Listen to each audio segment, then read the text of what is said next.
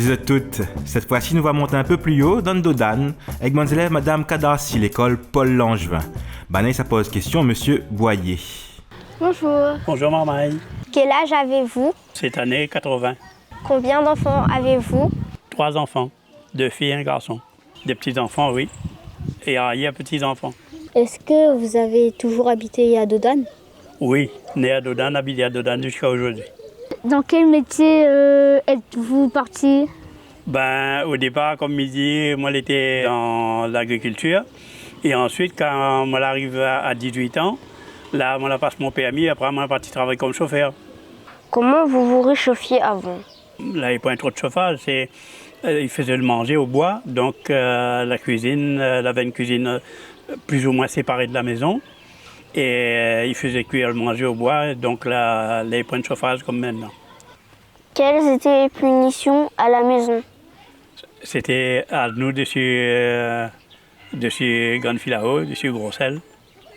Comment faisiez-vous quand vous étiez malade? Il fallait aller sur la ville. Il portait sur un bancard de dames vers la possession.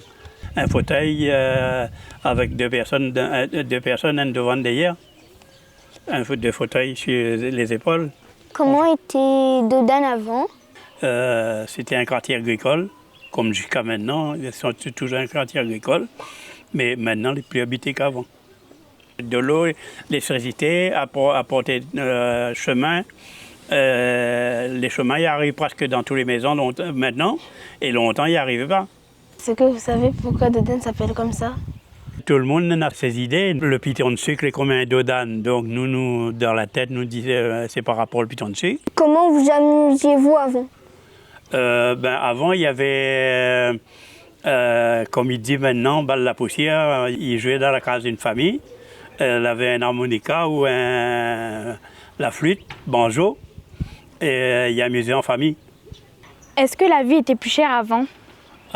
Non, la vie n'était pas plus chère avant, parce qu'elle n'avait pas besoin de plus ou moins acheter quelque chose. C'était rien que le linge, il fallait acheter. Tout le reste, on plantait pour manger. Que pensez-vous du monde d'aujourd'hui? Trop de liberté. Trop de liberté? Oui.